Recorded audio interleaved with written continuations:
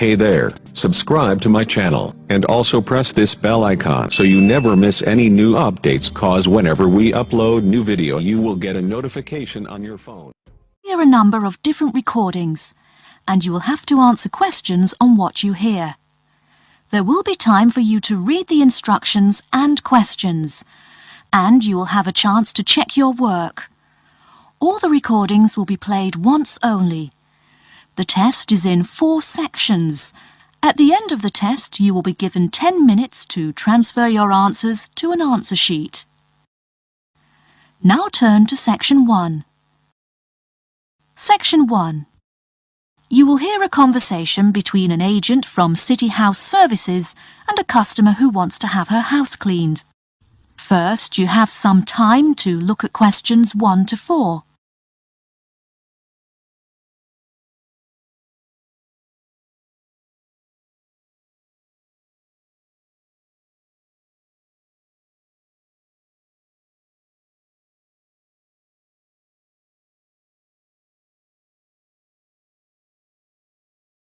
You will see that there is an example which has been done for you.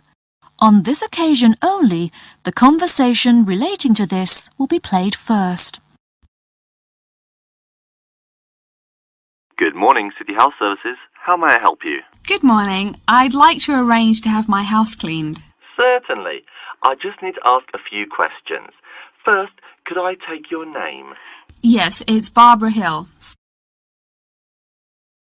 The woman says that she is Barbara Hill, so Barbara Hill has been written in the space. Now we shall begin. You should answer the questions as you listen, because you will not hear the recording a second time. Listen carefully and answer questions 1 to 4. Good morning, City House Services. How may I help you? Good morning. I'd like to arrange to have my house cleaned. Certainly. I just need to ask a few questions. First, could I take your name? Yes, it's Barbara Hill. Thank you. Next, is your house in London? Yes, it's in Kingston in southwest London. Okay, southwest London, and, what's the postcode? SW105. And what is the square footage and what rooms will be cleaning?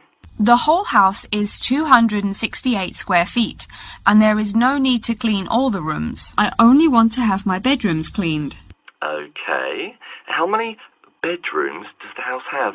3 bedrooms. Oh no, sorry, we used to have 3 bedrooms, but we only have 2 bedrooms now. Are those single bedrooms or doubles? Doubles. Fine, 2 doubles.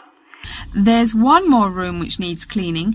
It was used as a bedroom before, and now we have converted it into an office. I understand. 3 rooms have got to be cleaned. And are all of those rooms upstairs? Yes. Then downstairs we have a kitchen diner, conservatory and lounge. The kitchen diner is quite large and has the usual equipment: cooker with oven, refrigerator, cupboards and worktops. The conservatory has a lot of plants, but there's no need to take care of them. The lounge has a leather 3-piece suite and a large coffee table. Thank you. And do you keep any pets? Yeah, I really love keeping them. I've got 2 dogs and 3 cats. Okay, then if our staff come over to offer the service, please take your pets away. Have you looked at our service packages? Yes, I have one in front of me. Excellent. Before you hear the rest of the conversation, you have some time to look at questions 5 to 10.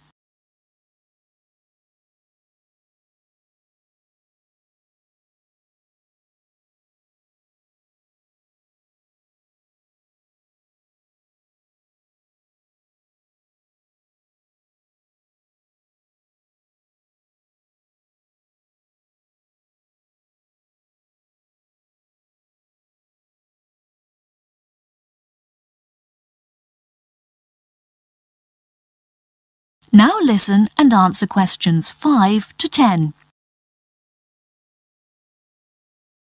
Any extra services you need? Switching bed linen, work in the garden, clean the glass in the conservatory, that kind of thing? No. Actually, replacing the bed linen, yeah, that would be good. No problem. I'll just make a note of that. How about curtains, mats and carpets? What would you like us to do with those items? The curtains. I'll have to think about that. I think we should have the carpets cleaned really well every quarter. Mats can just be done with the laundry. Of course. How about clothes? We can have our staff wash and iron them, or we can have them taken to a dry cleaner. Washing and ironing. No, just ironing. That'll be okay. Okay, fine. I know quite a bit about what you want now. I should let you know that we're located on 12 Amy's Road. That's A-M-Y-E-S. And we work on from Monday to Sunday except Tuesday and Wednesday. Could you let me know when is convenient for you? Next Friday. No. Oh, that's no good. My son invites his friends over in the afternoon that day. Perhaps next Thursday or next Saturday? Let me check. Okay, next Thursday. When is it convenient for us to come over and provide the service? Is it okay if we come in the morning? Or we may come in the afternoon. It depends on your schedule. I'm okay with any time.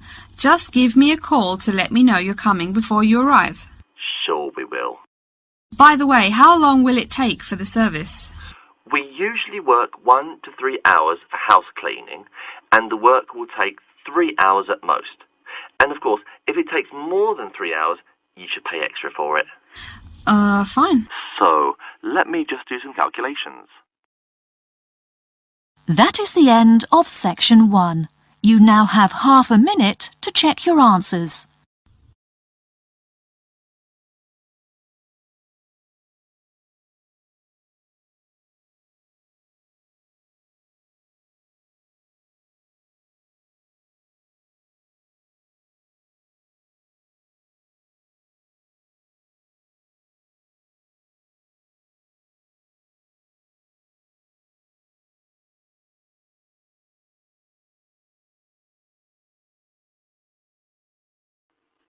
Now turn to section 2.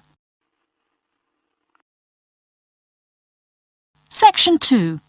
You'll hear a talk by a security worker from Sydney Airport who is introducing the day-to-day operations of the Australian Quarantine Service.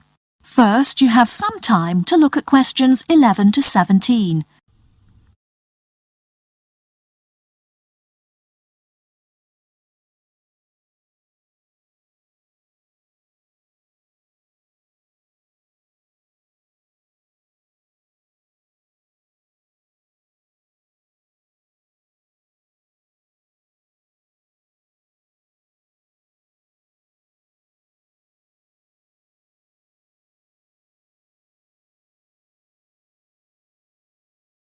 Now, listen carefully and answer questions 11 to 17. Hi everyone and welcome to Sydney Airport. Today I'll be giving you the inside information on the day-to-day operations of the Australian Quarantine Service here. We hope to provide you with a better understanding of why such heavy security regulations are necessary by educating you on how we operate and why we do the things we do.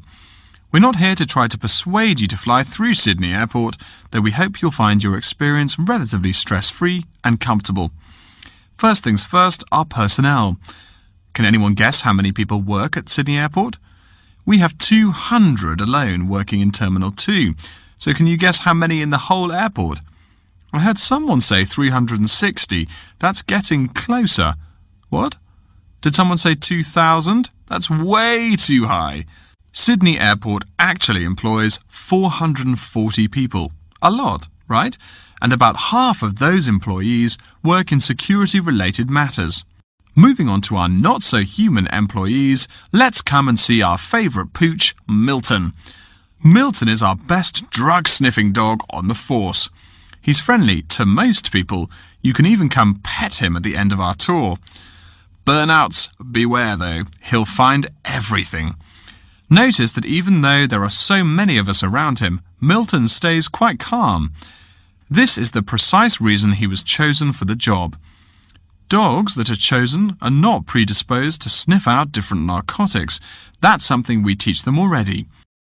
So here's a part of the airport most people never notice, the cargo transport terminal. This is where packages are shipped to and from. Normally, we ship around 4,400 packages per month. In this airport alone, over 52,000 packages were shipped in and out over the past year. We ship to and from 170 different countries. Not bad, eh?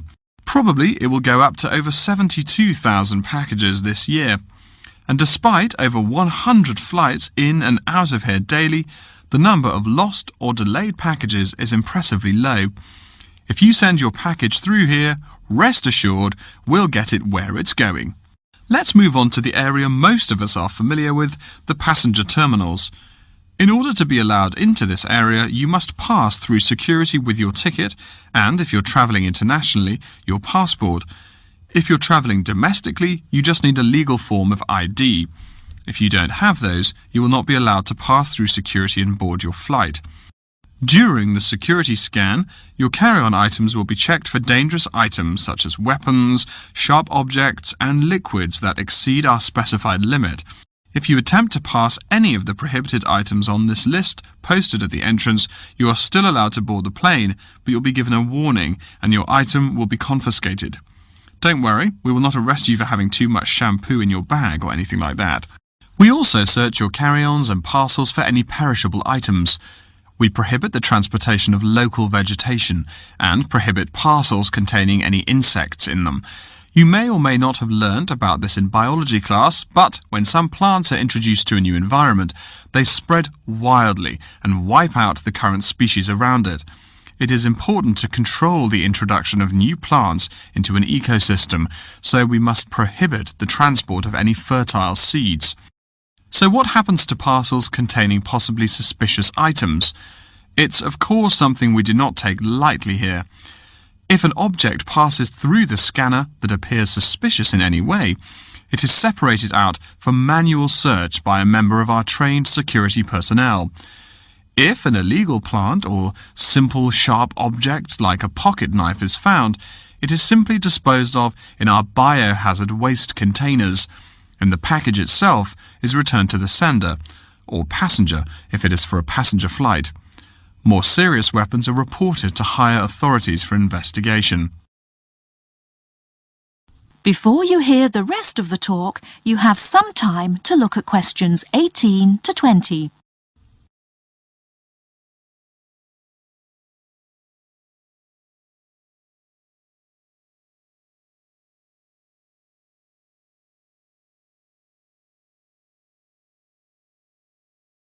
Now listen and answer questions 18 to 20. As far as parcel security, the material of the parcel is important. For shipped goods, the most common material used and the most widely accepted is paper. Make sure it is packed sturdy enough with no rips or tears. We've definitely had packages rip open before due to haphazard packing. A more common problem, though, is the package labels. When an item does not make it to the right place, this is the most common reason. The label may not be in the right place or marked clearly enough. If you're receiving any items from abroad that must be declared, please remember our guidelines in order to ensure the timely delivery of your item. Make sure it is packed correctly, and we ask that you notify customs between 2 and 10 days within the item's scheduled arrival date. OK, before we move on, are there any questions? That is the end of section 2. You now have half a minute to check your answers.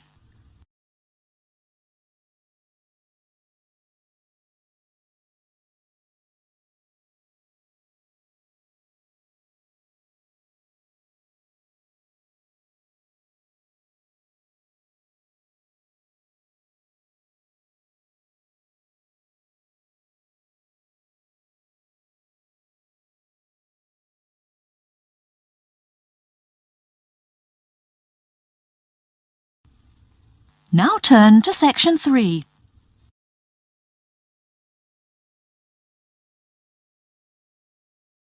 Section 3. You will hear a librarian called Adam Smith talking to the students about how to use the facilities in the library. First, you have some time to look at questions 21 to 26.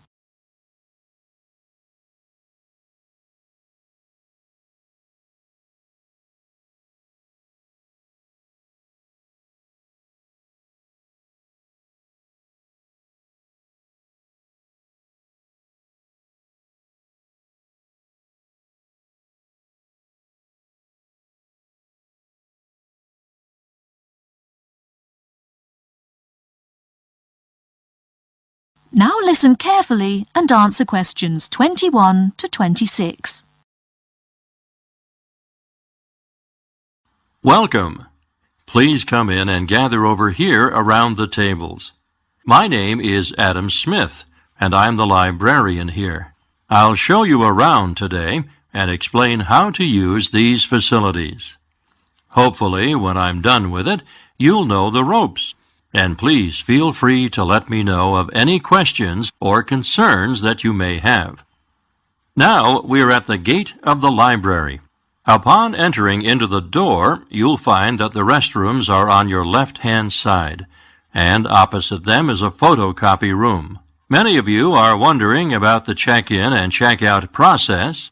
What you have to do is go to the circulation desk, which is to the east of the photocopy room.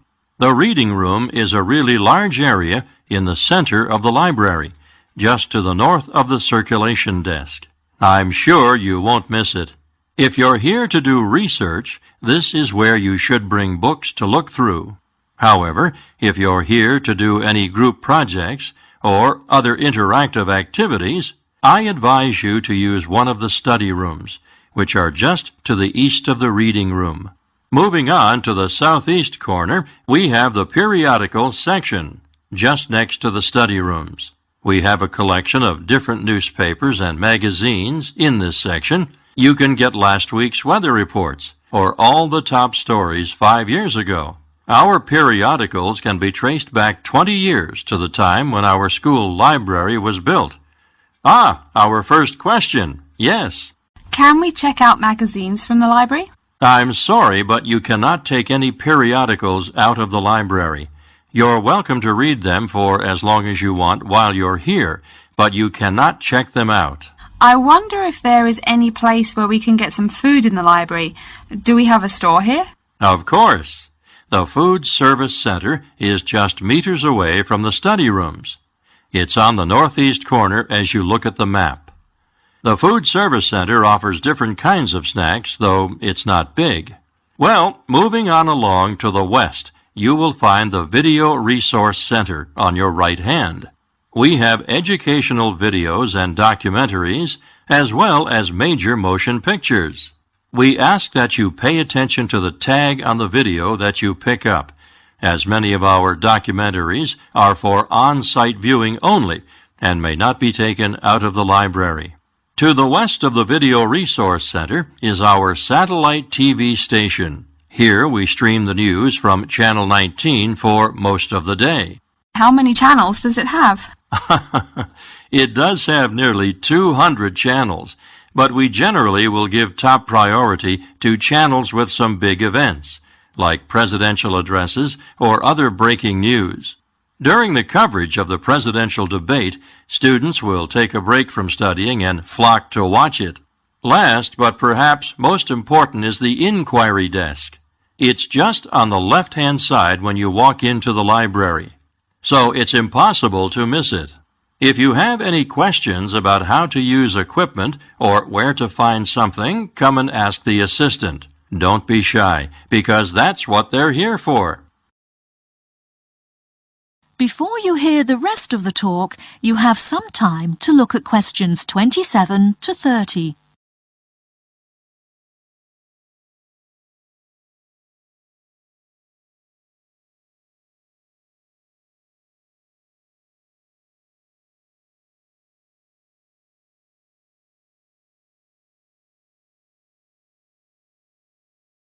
Now listen and answer questions 27 to 30. Speaking of questions, one of the questions we get asked is how to actually check out a book once a student has picked one out. If it's a fiction or non-fiction book, look for the pink and yellow checkout card inside the back cover of the book. You can also find information about the book on these cards, including its publishing date, genre, ISBN, and a log of dates it's been checked out before. Present this card to me or any library assistant, and we'll stamp it, and then the book can be kept for 3 weeks.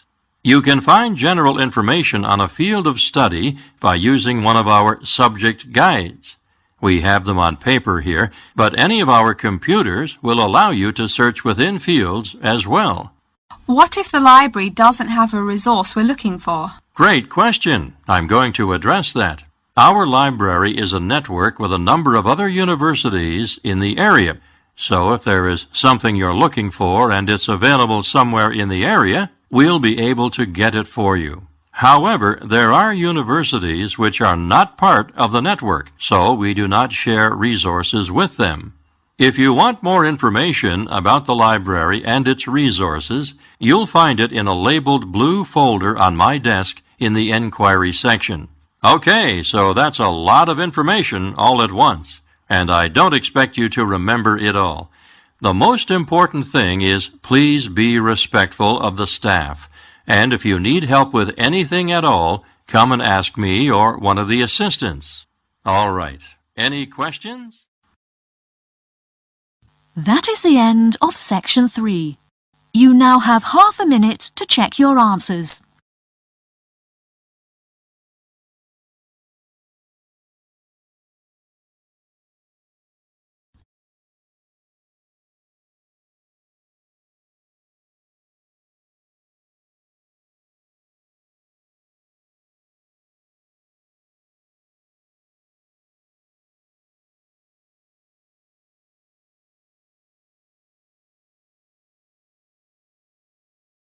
Now turn to Section 4. Section 4. You will hear a lecture about Crocodylus niloticus and its living habits. First, you have some time to look at questions 31 to 40.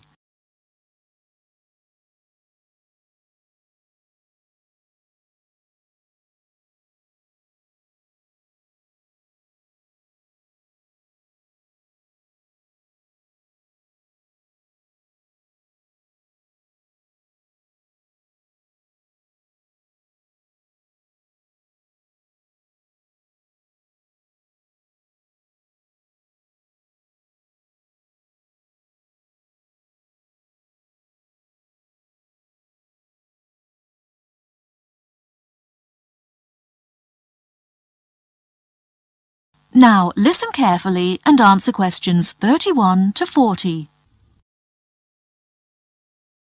Good morning. Today we will continue our study of Crocodylus niloticus by talking about its living habits. We've already discussed the evolutionary attributes that set it apart from its crocodile relatives. Does everyone remember that? Yes, it has an extremely narrow snout and 3 or 4 rows of protective scales on its back, as compared to 2 rows on other members of the Crocodylus genus. Let's take a look at how these carnivorous man-eaters live, where they live, and finally, whether they really deserve their vicious reputation. To start, I'd like to address a great question posed to me by a student during yesterday's office hours. We talked about the distribution of crocodiles in Africa and saw that they are highly concentrated in the south and west of the continent. This student noticed that on the map displaying the distribution of crocodiles across Africa, there were no crocodiles in the northern region, and found no mention in the literature of the existence of crocodiles in the north of Africa. Why might there be no crocodiles in North Africa? Let's save this question for later in the lecture.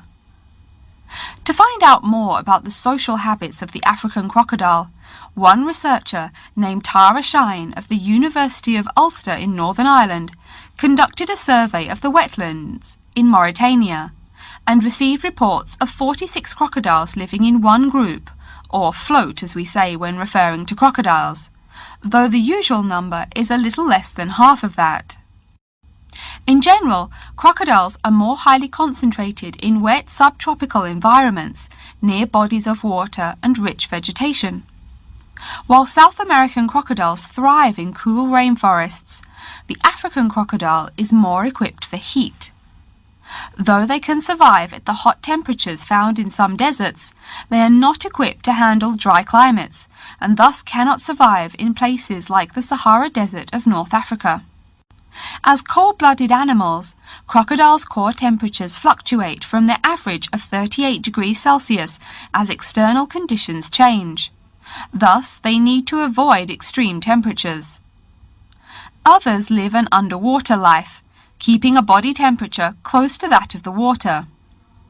As their own unique method of regulating their body temperatures, some African crocodiles have made dens by digging holes in the ground to provide themselves with a cool, dark place to retreat from the hot African sun. Speaking of the hot African sun, let's go back to the question asked at the beginning of the lecture. We know that there used to be crocodiles in northern Africa, yet today there are none. What are some possible explanations for this? Some students have suggested that the African crocodile has evolved from a desert creature into a wetland creature, thus causing them to migrate south for more appropriate conditions. Others presume that the crocodile was hunted out of northern Africa by a fiercer predator. While these are intelligent guesses, the real story is a little bit different. The key to this migration is that the Sahara Desert did not always cover the north of Africa. About 8,000 years ago, the land was fertile wetlands, perfect for breeding crocodiles. Over time, though, the area dried out and the wetland slowly turned to desert, leading the African crocodile to migrate south to the marshlands they call home today.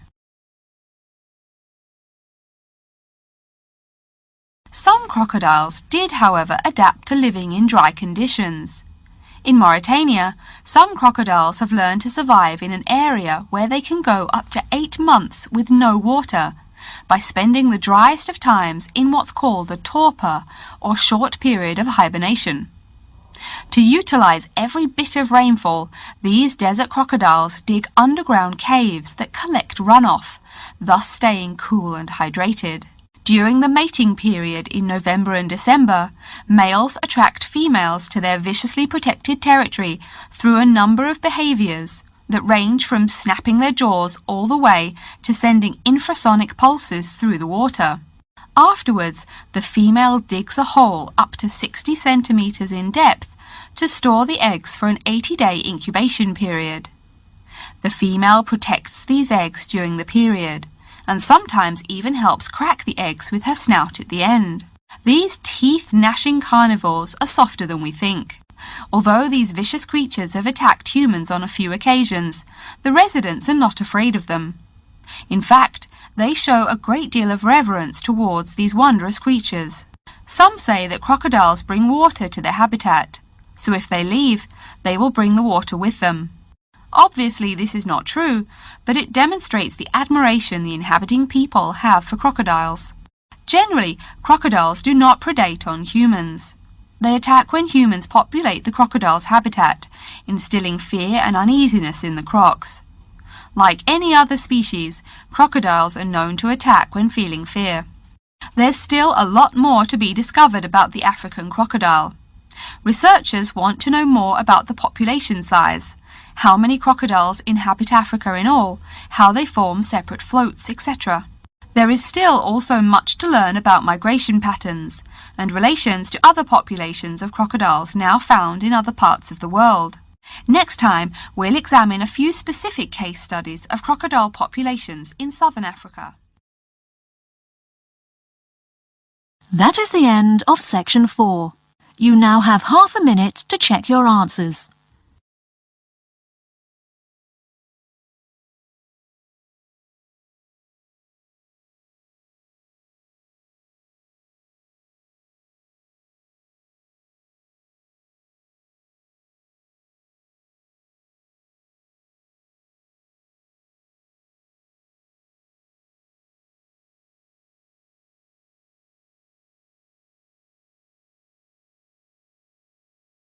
That is the end of the listening test.